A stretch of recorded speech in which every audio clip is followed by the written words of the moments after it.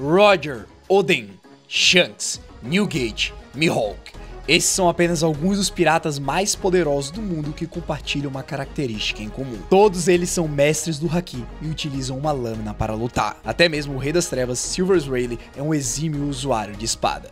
Sua força é tão conhecida que ao sacar sua lâmina e demonstrar seu Haki, fez com que o Yonkou Barba Negra saísse correndo com o rabo entre as pernas. Então, pensando nisso, é super válido afirmarmos que aqueles que utilizam espadas estão um nível acima. Claro, se formos considerar condições normais. Nosso protagonista herdou as habilidades do seu avô, que gosta de usar seus próprios punhos para resolver as situações. Só que agora, nós queremos que ele se pareça mais com o Rei dos Piratas. E também gostaríamos de saber como seria se ele realmente tivesse sido treinado no caminho da espada. Será possível que veremos uma cena como a do Roger jogando Oden para longe apenas com um único ataque? Muito possivelmente, uma vez que a personalidade dos dois é muito parecida. Bom, vocês já estão entendendo aonde eu quero chegar, não é mesmo? Vamos lá. Como seria se o Luffy fosse um espadachim, ao invés de usar frutas em One Piece? Se preparem para descobrir um dos universos mais loucos que a gente já criou até aqui. Começando no capítulo 1 da história, o pequeno protagonista continua sendo um grande fã do Shanks e desesperadamente quer fazer parte da sua tripulação. Depois de ter seu pedido negado, Luffy fica encabulado e encontra uma caixa com uma fruta dentro. Só que no momento que ele iria comê-la, o telhado do bar é cortado no meio, fazendo com que todos dentro fiquem extremamente chocados. Diante desse caos, o Luffy deixa cair a Akuma no Mi das suas mãos, mas Bambachman corre para protegê-lo dos escombros e aproveita para guardar a fruta bem longe das mãos do comilão. A pessoa que tinha destruído o bar e apareceu na Ilha Fuchsia é Drokuri Mihawk. Lá estava ele, o melhor espadachim do mundo, tinha ido até esse lugar com um único objetivo: se divertir com Shanks. Diante do caos, o Ruivo apenas começa a rir e pensa que aquele homem é um louco. Contudo, ele não nega o pedido do seu rival. Luffy, que está presenciando aquele combate, fica ainda mais maravilhado. O único pensamento que passa pela sua cabeça é: como eles são tão fortes? Com certeza deve ser por conta das espadas. O duelo dura 2 dias e 2 noites, e o resultado final é um belo de um empate. A primeira coisa que o Luffy faz é sair correndo até o Shanks e fala que quer aprender a ser tão forte quanto ele. Melhor ainda, o pequeno quer ser instruído no caminho da espada. O Ruivo está surpreso, ele jamais pensou que o neto do Garp fosse pedir algo assim pra ele. Contudo, ele concorda, até porque nesse universo ele tem um tempinho sobrando. No outro dia, Luffy é sequestrado pelos bandidos da montanha e é jogado no mar. Da mesma forma que acontece originalmente, Shanks acaba perdendo o braço. Depois de pensar um pouco, eu acabei decidindo que a culpa desse acontecimento se tornar realidade nem foi por conta da Akuma no Mi. Eu realmente acho que o Luffy não sabia nadar mesmo, os poderes foram apenas um acréscimo. Depois de ser salvo, o Chapéu de Palha fica chocado, pois o seu ídolo perdeu um braço no processo. Porém, alguns dias depois, o Ruivo o chama para começar a treinar e assim faz com que a criança esquecesse a situação. Diante desse treinamento, então, 6 meses se passam antes que o Shanks tenha que voltar ao mar. Nesse primeiro momento, o Luffy não se mostrou nada talentoso, mas como ele treinava sério com foco em se tornar o melhor, o resultado foi acima da média. Quando o protagonista revelou seu sonho, Shanks viu a imagem do seu ex-capitão naquela criança. Querendo que ele fosse incentivado ao máximo, ele lhe dá o Chapéu de Palha e faz a promessa que todos conhecemos. Em acréscimo, o Ruivo diz que vai achar um professor melhor ainda. Basta esperar que um dia ele aparecerá, mas nesse tempo é para que ele continue treinando os fundamentos da espada. Mais 6 meses se passam quando de repente um pequeno barco aparece na costa do vilarejo mais uma vez. Quando o Chapéu de Palha vê aquela pessoa, ele pega sua espada de madeira e sai correndo dizendo que iria proteger a todos. Novamente, Mihawk apareceu, só que dessa vez a pedido do Shanks para que Luffy fosse treinado. O Ruivo conseguiu convencer seu rival, dizendo que aquele menino um dia poderia ser o precursor da nova era e possivelmente iria até superá-lo. Curioso para saber se aquilo realmente era verdade, Takanami resolveu ir até aquele lugar para instruir o garoto e ver se um dia ele realmente conseguiria derrotá-lo. Mas 2 anos se passam até que Mihawk tenha ficado entediado e disse que era suficiente por enquanto. Durante esse pequeno período, ele foi capaz de ensinar mais do que o básico para o seu aluno. Junto da técnica de espada, Luffy também aprendeu a manejar o básico do Haki do armamento, o suficiente apenas para conseguir fortalecer seus ataques. O melhor espadachim do mundo falou que se o desejo da pessoa for verdadeiro, é certeza que ela ficará mais forte ao longo do tempo. Com essas palavras, o Mihawk experimenta colocar o seu chapéu na cabeça do Luffy e diz: bom, talvez eu devesse também deixar você com o meu chapéu, mas sinceramente, ele não é tão importante quanto esse daí que você já tem. Sem nem sorrir, Takanami vira as costas e vai embora, deixando apenas uma espada como presente. A Yamoroshi, uma lâmina de grau hábil. A verdade é que ele até se divertiu um pouco vendo o potencial do Chapéu de Palha. Agora Luffy está por si só e precisa continuar treinando junto com seus irmãos, até que os anos se passam e chega o dia da sua partida. Apenas com seu chapéu de palha e sua espada, ele parte em sua jangada e quando o Lorde da Costa aparece em sua frente, Luffy se lembra do que ele fez com Shanks. Rapidamente, com um saque rápido, ele corta a cabeça do largatão gigante. Originalmente, Luffy não mata, mas é por isso que eu gostei dessa versão. Afinal, ele acabou acabou dando carne de graça para a galera do vilarejo. De certa forma é uma maneira de agradecer por tudo que fizeram por ele. Porém, o mais incrível é que na cabeça do Lorde da Costa aparece um gigante botão vermelho. Quando vemos mais de perto, é o botão de se inscrever do YouTube, que aconselho vocês a apertarem para continuarem recebendo muito conteúdo de One Piece. Seguindo em sua jornada, Luffy encontra Alvida e ao invés de passar a faca nela, ele apenas bate com o cabo da espada, o que nos leva ao primeiro encontro e o mais importante. Em Shell's Town, quando Luffy percebe que o seu primeiro companheiro é um espadachim, ele sorri e se sente levemente ameaçado pelo fato do Zoro querer ser o espadachim mais forte do mundo. Conhecendo o Chapéu de Palha, a primeira coisa que ele faria seria rir e dizer que tudo bem, contanto que ele seja o rei dos piratas, mas que será um prazer enfrentá-lo sempre que possível, afinal seria isso que seu mestre gostaria. Como sabemos, Luffy jamais sequer revelou para os seus companheiros que ele era neto do vice-almirante Garp. Então, provavelmente aqui ele também não teria dito o nome do Mihawk explicitamente. Seguindo a sua jornada, logo na luta contra o Bug teríamos um grande problema. A Bara no Mi é basicamente imune a cortes. Porém, diferente do Zoro, o Luffy não tem muita frescura em usar o cabo da sua espada para surrar seus inimigos,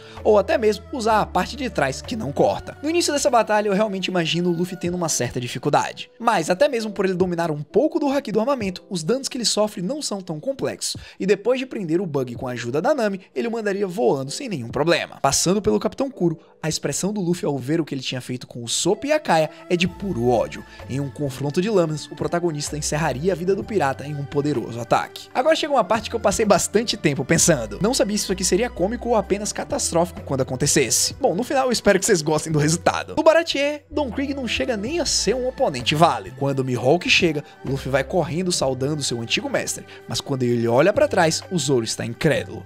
O que passa na mente do Solador é que não é possível que a pessoa que instruiu seu capitão era o espadachim mais forte do mundo, a pessoa que ele deseja superar. Depois de pensar um pouco, ele sorri e pensa consigo mesmo que faz sentido. Não teria como ele respeitar o Luffy se ele fosse fraco. E além do mais, cada um é cada um. Com isso em mente, ele pede licença ao Chapéu de Palha, pois ele precisa ver em que nível suas habilidades estão. A resposta do Luffy é a melhor possível. Ô Zoro, cuidado pra não levar uma surra muito grande.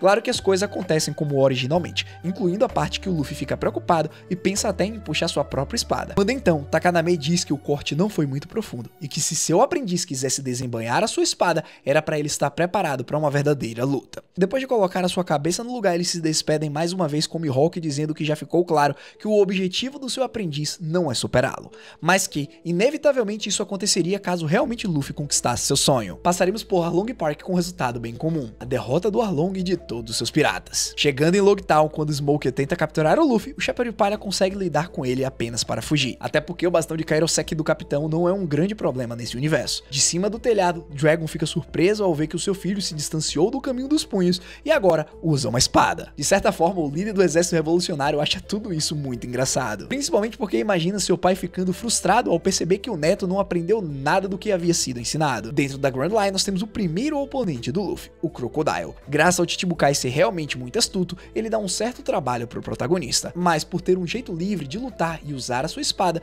Luffy consegue aos poucos ir vencendo. A intangibilidade do Crocoboy só voltaria a funcionar se de alguma maneira o Luffy perdesse a sua determinação, o que sinceramente não é muito fácil de acontecer. Depois de conquistar essa bela vitória, eu só queria mencionar o encontro do Luffy com Bellamy em Monkey Town. Mesmo usando espada, Luffy dá o mesmo socão na boca da hiena, a intenção dele jamais era matá-lo. Indo para o maravilhoso arco de Skypiea, temos a luta contra o Enel, que dessa vez consegue causar danos reais no Chapéu de Palha. Os seus raios são tão efetivos que fazem o Luffy desmaiar diversas vezes. Contudo, o problema com a intangibilidade dele já foi resolvida desde o início com a utilização da técnica básica do aprimoramento. Depois de ser derrotado algumas vezes, Luffy avança para o nível de endurecimento do Busoshoku, onde a armadura começa a ser visível. Ele precisou aumentar ainda mais a sua força de vontade para que os danos do seu oponente não o derrubassem e também para que ele conseguisse causar dano suficiente para vencer. Em um confronto direto, ele consegue cortar o Enel a uma profundidade suficiente para que o deus não se levantasse mais. Os próximos arcos são Water 7 e Enies Lobby. Como eu mencionei lá na parte do Dragon, Garp está furioso pelo seu neto depender de armas para lutar. Porém, o grande desafio durante essa parte é a CP9, mais especificamente Rob Lucci. Como o Luffy aprendeu a usar um pouco melhor o seu haki, a grande dificuldade aqui é a velocidade do agente. Mas claramente, depois de lutar diversas vezes contra o Enel, ele acabou ficando mais sensível ao Kenbushoku. Agora que Luffy luta sem depender de uma Akuma no Mi, é verdade que seus sentidos estão mais aguçados no geral. Depois de esfregar a cara do Lucci no chão e sobreviver a um Booster Call, vamos direto para Thriller Bark, onde eu não quero nem perder tempo aqui. Só faço uma pergunta básica. Já imaginaram o Luffy Nightmare usando aquela espada depois de ter treinado muito e ainda saber Haki? Se vocês conseguirem responder isso, eu imagino que vocês saibam o resultado da batalha. Durante a Bold, o Luffy consegue derrotar o pacifista, com certa dificuldade, o que deixa todos ali bem surpresos. Até mesmo quando o Sentomaru tenta lutar contra o Luffy, ele percebe que o Chapéu de Palha sabe pelo menos o básico para não sair voando. Contudo, quando o Kuma chega, ele separa todo mundo e não tem nada que o Luffy possa fazer. Em Impel Down, vou considerar que a diferença seria o dano que o Luffy daria no Mageran. Seria muito maior o suficiente para deixar Bon Clay fugir, mas o resultado geral permaneceria. Mesmo possuindo o Haki, ele ainda seria bem fraco aos venenos do carcereiro. Indo para Marineford, Luffy se encontraria novamente com seu mestre. Sem saber do porquê Mihawk estava ali,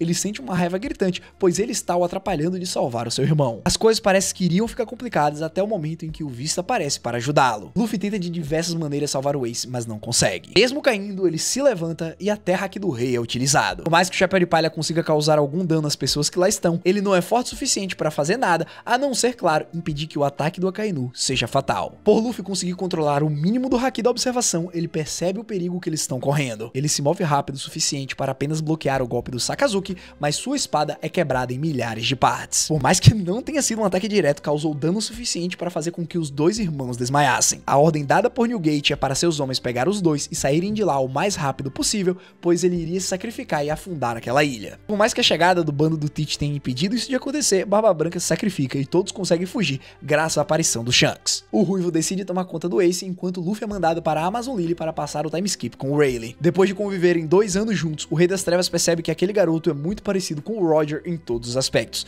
até mesmo na maneira de lutar.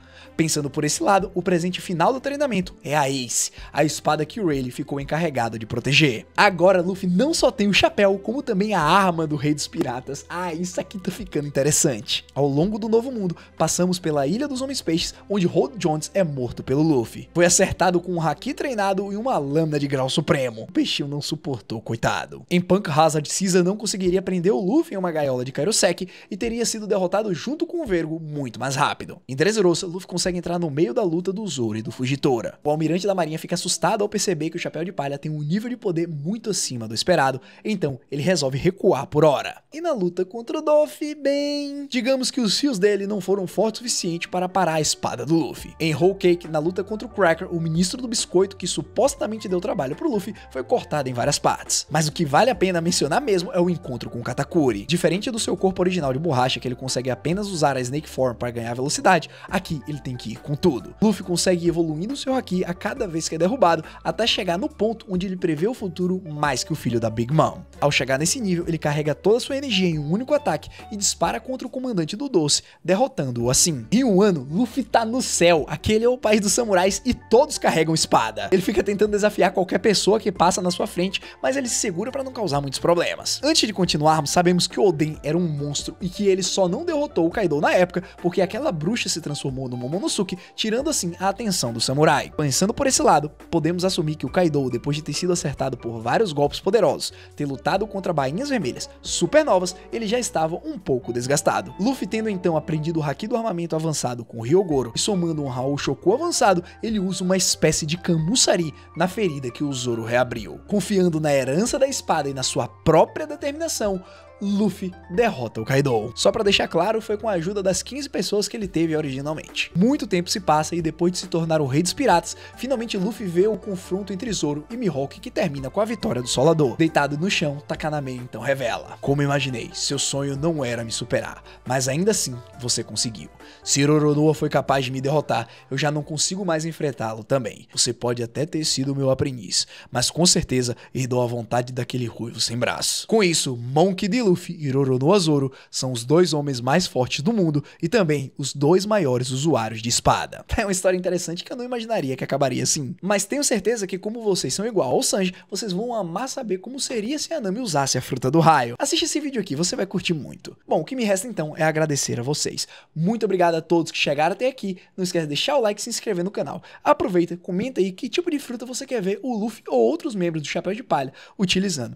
Foi um prazer e até a próxima. Fui!